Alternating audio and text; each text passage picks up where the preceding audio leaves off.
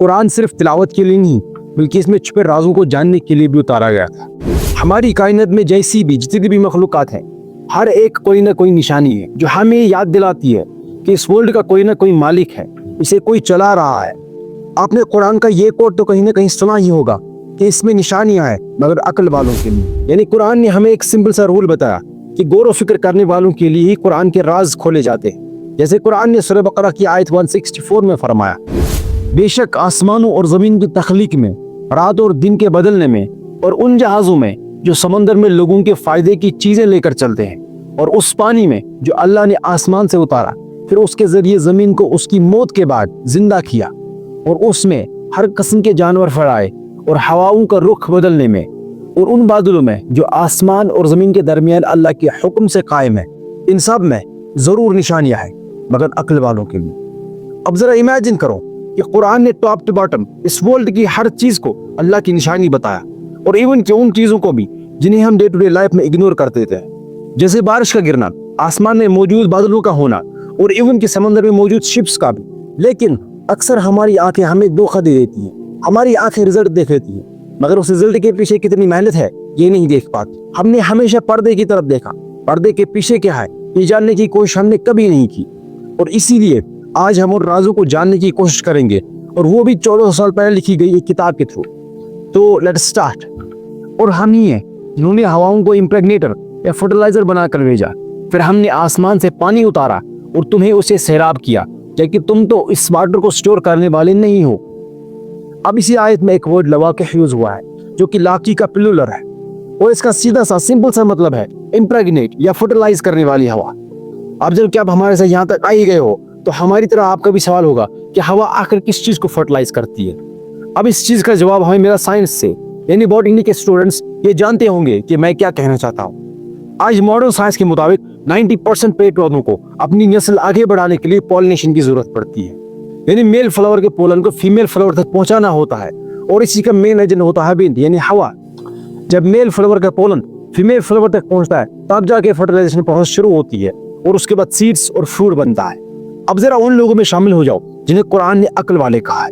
अब जरा अपनी अक्ल पर जोर दो कि 1400 साल पहले लिखी गई किताब ने हमें किस तरह एक बायोलॉजिकल रियलिटी बताई, जबकि इस प्रोसेस को हमने 18th या 19th सेंचुरी में रिकॉग्नाइज किया। तो ये था हवाओं का हिस्सा। अगर आपने गौर किया होगा तो इसी आयत में अल्लाह ने हमें एक और निशानी की तरफ इशारा दिया। आयत के दूसरे हिस्से में अल्लाह सुब्हानहू व तआला ने फरमाया, फिर हमने आसमान से पानी उतारा। लेकिन जहां तक हमें मालूम था ये पानी जो बारिश की फॉर्म में जमीन पर आता है ये तो वाटर वेपर्स की फॉर्म में ही ऊपर गया था और फिर वापस आया। लेकिन ये कौन सा पानी था जो आसमान से उतारा गया था? अब रिसेंटली इसी चीज पर साइंटिस्ट ने रिसर्च की और जो रिजल्ट आया आप भी बिलीव नहीं कर पाएंगे कि एक्चुअली जमीन पर पहले से ही पानी मौजूद था, लेकिन बाकी पानी स्पेस से एस्ट्रॉइड्स के जरिए आया है। और शायद यही वो इशारा था कि अल्लाह सुब्हानहू व तआला ने फरमाया कि हमने आसमान से पानी उतारा। अब जब कि हमारा सफर आसमान की तरफ है तो एक और मौजूदे को देख लेते हैं। इस आयत को हमने वीडियो की स्टार्टिंग में ही पढ़ा था। इस आयत में अल्लाह ताला अपनी निशानी के बारे में फरमाता, और उन बादलों में जो जमीन और आसमान के दरमियान अल्लाह के हुक्म से कायम है। अब इसी के साथ सूरह रात की आयत नंबर 12 को भी जोड़ दो, जिसमें अल्लाह ताला ने कुछ यूं फरमाया, और वो बारी बादलों को उठाता है या पैदा करता है। अब इसी चीज को हमें डिटेल से समझना है कि अल्लाह ताला ने आखिर बादलों के बारे में लफ्ज हैवी यूज क्यों किया।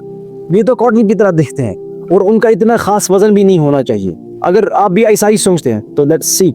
इस मैकेनिज्म की स्टार्टिंग होती है वाटर सरफेस से, जो कि सन की हीट से गर्म होती है और वाटर वेपर्स बनते हैं। अब ये गर्म वाटर वेपर्स हवा की मदद से ऊपर चढ़ना स्टार्ट करते हैं, और जैसे जैसे हाइट बढ़ती है ये एक्सपैंड होना शुरू हो जाते हैं। और यही process millions and trillions of water vapours के साथ हुआ। ये मिलकर एक क्लाउड बनाते हैं। अब जो क्लाउड हमें दूर से एक कॉटन का ढेर जैसे लगता है, और हमारी अक्लें में अज्यूम करते हैं कि इसका वजन कॉटन जैसा ही होगा, लेकिन थैंक्स टू मॉडर्न टेक्नोलॉजी जिसने हमें ये बताया कि एवरेज क्लाउड का वजन 550 टन होता है।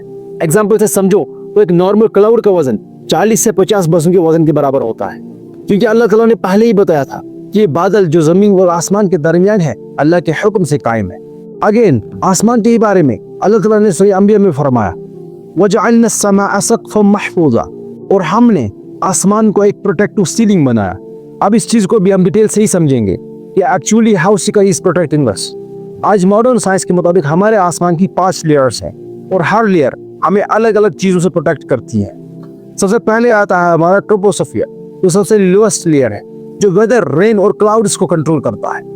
देन वी हैव स्ट्रेटोस्फियर, जिसके अंदर ओजोन लेयर होती है। एक्चुअली ओजोन लेयर कोई अलग से लेयर नहीं है, बल्कि स्ट्रेटोस्फियर का एक हिस्सा है। अब यही लेयर रिस्पॉन्सिबल है डेडलीस्ट अल्ट्रावायलेट रेज को ब्लॉक करने में। अगर ये लेयर यूवी रेज को ब्लॉक ना करे तो जमीन पर स्किन कैंसर और डीएनए डैमेज हो जाएगा। Then we have third protective layer, mesosphere. ये लेयर एक रियल शील्ड की तरह काम करती है।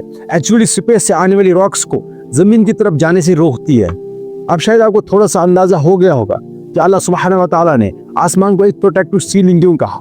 Let's move on fourth layer, thermosphere. इस लेयर का काम है हाई एनर्जी रेडिएशंस को ऑब्जर्व करना, और इतना ही नहीं, ये लेयर एक्स-रेज और एक्सट्रीम सोलर रेडिएशंस को भी ब्लॉक कर देती है। और फिर है हमारी पांचवी layer, and it's like a transition to space. और इस लेयर का काम है स्पेस से आने वाले हार्मफुल पार्टिकल्स को डिफ्लेक्ट करना और जमीन को उनसे बचाना। अब जरा अक्ल वालों की तरह सोचो कि ये जो कुछ भी स्पेस में हो रहा है, या कौन सी लेयर कैसे काम करती है, कौन सी लेयर किन चीजों से बचाती है। चाहिए 1400 साल पहले, वो भी अरब के खामोश रेगिस्तानों में, विदाउट एनी सुप्रीम बीइंग बताना पॉसिबल था? इवन के कुरान ने कुछ ऐसी बातें बताई जिनको उस वक्त के काफिरों ने मजाक समझा था, लेकिन आज के काफिर बता रहे हैं कि आखिर मुमकिन कैसे है। और इसी तरह का एक इम्पॉसिबल सा कंसेप्ट कुरान ने सूरह अंबिया की आयत नंबर 33 में बताया है, जब कुरान ने ये कहा, वही है जिसने रात और दिन को पैदा किया और सूरज और चांद को, और सब अपने अपने ऑर्बिट्स में फ्लोट करते हैं। ये कंसेप्ट कुरान ने आज नहीं बल्कि पूरे 1400 साल पहले दिया है। अब इसी कंसेप्ट को आज हमने मॉडर्न साइंस की मदद से समझा है। पहले तो हमारी अर्थ अपनी एक्सिस में रोटेट करती है, और एक रोटेशन 24 आवर्स में कंप्लीट करती है, जिसकी वजह से रात और दिन क्रिएट होते हैं। और एट द इक्वेटर हमारी अर्थ की स्पीड 1670 किलोमीटर पर आवर होती है, और हमें ये महसूस तक नहीं होती। और इसी रोटेशन के साथ साथ हमारी अर्थ सन के अराउंड भी ट्रैवल करती है, और ये एक राउंड हमारी अर्थ पूरे एक साल में कंप्लीट कर लेती है, और वो भी 1,07,000 किलोमीटर पर आवर की स्पीड से। बेशक कुरान में अनलिमिटेड निशानियां हैं जो चीख चीख कर पुकारती हैं कि एक सुप्रीम बीइंग है, एक पावर है जिसने इन सब चीजों को क्रिएट किया है सिर्फ तुम्हारे लिए, ताकि तुम इन निशानियों को जानो और उस रब का शुक्र अदा करो। इस तरह की और भी वीडियोस के लिए सब्सक्राइब।